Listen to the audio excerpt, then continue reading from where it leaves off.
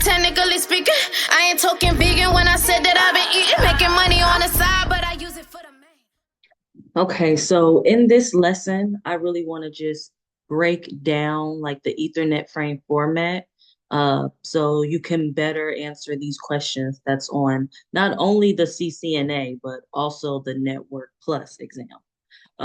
One good question, I'm going to pull it up here, that came across was, oh, I took a screenshot of it. A frame that enters a switch fails the frame check sequence. Which two interface counters are incremented? And you choose two. And of course, it is multiple choice. So if you do not know the frames format, then you probably get what they will call an easy question like this wrong. So let's go through a frame format, the Ethernet frame format, so you can come to the best two answers. All right, so starting off, what is an Ethernet frame? Now, first, this basic structure, as we talked about the IEEE, they have defined it in their standard, which is the 802.3 standard. You can definitely look more into it on their site or do a little more research, but it is the 802.3. Now, this whole purpose is to allow communication over the Ethernet networks to by encapsulating that data. Okay, and they have this standard format. So the whole purpose of this 802.3 is to encapsulate data. Okay, in a standardized format. You know, you want to just make sure that it's all standardized. That's where the IEEE comes in. So encapsulates the data. As you can see, the data's right here. This is all the frame.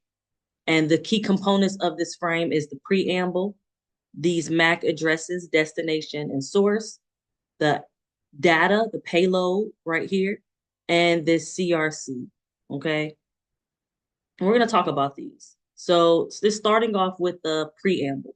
It's about 7 bytes, and those 7 bytes are alternating ones and zeros, which is the bits. Okay, this purpose of this preamble is just to synchronize with the sender and the receiving device to say, hey, some data's about to come in. Are you ready? You ready for this frame? Okay, that's all really the preamble is for. Then next in line, we have the SFD. Okay, now this is the start of frame delimiter, as you can see right here. It's only 1 byte. I believe it has a static form of ones and zeros. I don't remember. Oh, yes, right here. It's always set to this output in here with bits. And the whole purpose is just saying, hey, we're about to start the frame. The real data is about to come. Okay. So the preamble is like, all right, we are synchronizing with the 2 devices that's connected to each other. That's, you know, one device is passing this frame to the next device. It's saying, hey, I got some stuff, so get ready. And then the SFF start frame delimiter is saying a frame is about to come, this actual data. Are you ready for it? Okay, it's just 1 byte.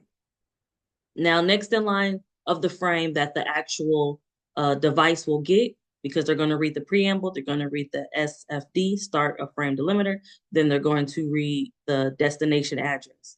Destination address is the receiving device that needs to get this data. Who am I sending this data to, or who's next in line? That's going to be this about 6 bytes, and it's in this field right here. Next, once it reads the destination and know who it wants to go to, as far as the next device in line, it looks at the source address. This is just identifies who's sending this frame, who's sending this data. Okay, that's about 6 bytes as well. Again, these are very important. These are the MAC addresses, so to and from addresses. We have the length. The length is just saying this is the length of the entire frame here. So it's just giving more information on how much more to go as far as in size. And this data is what we call the payload. This is the actual data, the actual message of what is being sent. The max length is about, I think 15, yeah, right here, 1500 bytes. So it's just the actual data. That's all it is. If it's more than 1500 bytes, then it'll break off into segments, but we'll get into that. Just know that this part is where the receiving device starts to read the actual data. We'll see the data.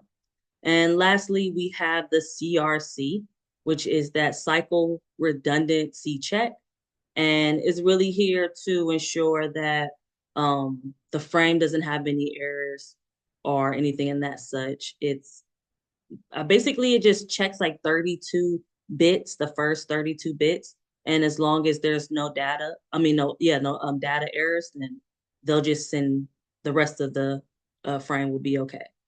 But again, it's here just to calculate to make sure that receipts match up, everything is good, there's no corruption. Also, with Ethernet frames, so that's just the basic.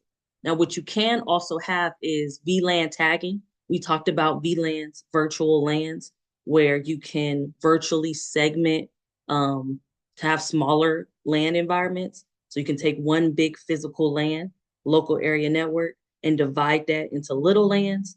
For an example, we have like a school or an office. You want to segment the traffic to be with marketing. You want to segment traffic to be with with HR, maybe with school students and teachers. They all have their different networks that they can log into, and they can send data, and that's just that virtual LAN. Anyway, go back to that video if you need more information. However, when the VLAN, we are sending traffic via VLANs on this frame, you'll get a tag.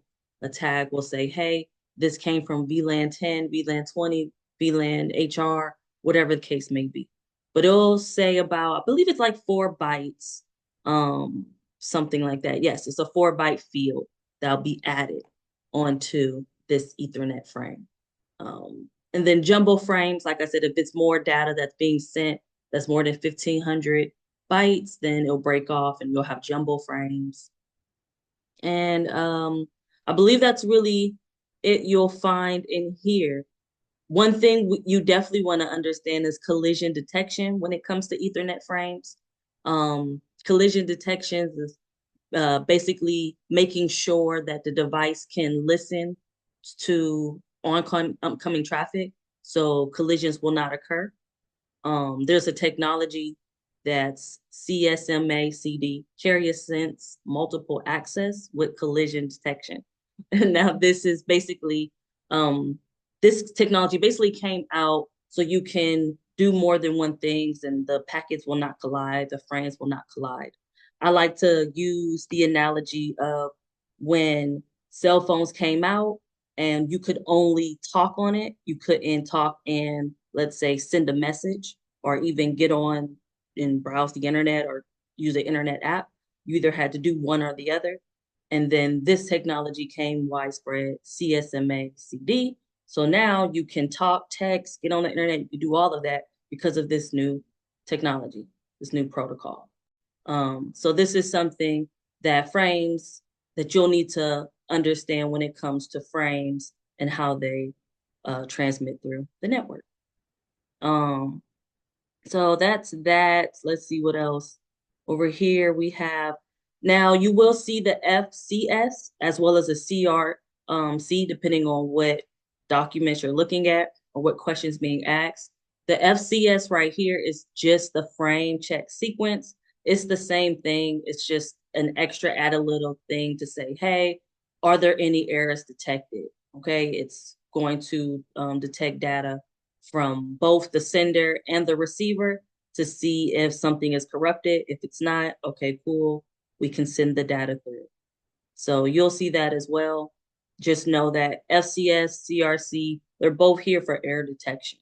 And as long as you can understand that, you'll be able to answer questions. And that's really it when it comes to the frame. Again, I really want to make sure that you guys can understand how to answer questions on the exam. It's good to go through the exam topics and learn a lot of theory, but how they ask the question, you want to be able to answer it how they want you to answer it. That's really how that is. So yeah, and if you can better understand certain types of technologies, you can answer these multiple choice questions. So we didn't go too deep, but I believe with this, we should be able to answer the exam prep question, which is a frame that enters a switch fails the frame check sequence. Okay, a frame enters the switch and fails the frame check sequence. So it's been corrupted. So which two interface counters are incremented? Now, let's say you didn't really understand too much of like, what do you mean interface counters? Now, before you even take the exam, you'll know what interface counters are because you'll be in the CLI, you'll be configuring a lot more things past just switches. But let's just say you do not understand. You can just look at this keyword increment, right? What does that mean? To add on, keep go up, to increase, right? So with this, you'll say, so if the frame fails the frame check sequence, we know that's error detection. If the frame fails error detection, what is increased? And it says choose two. It's multiple choice. They give you the answers. Runts, what is runts? We haven't heard anything. Giants, that has nothing to do with anything. We have input errors, frame, and CRC that all look about right. Now, we can kind of break it down even further. We know CRC, that looks like that would increase. A frame, will another frame increase? No. Why? Just because a frame enters a switch and fails, and it actually is corrupted, another frame will not be created. So that's that. So now you really only have A and D to choose from. And those seem like the best possible answer. And guess what? That is the answer. Okay, so that's kind of how I want you guys to continue answering these questions. Because that's really the CCNA and Network Plus, that's really how these questions are kind of framed out. I'll give you more examples, but at least for this type, this is something that you'll possibly see. It'll have different probably answers, or maybe it'll be worded a little different, but this is still, in the realm of it.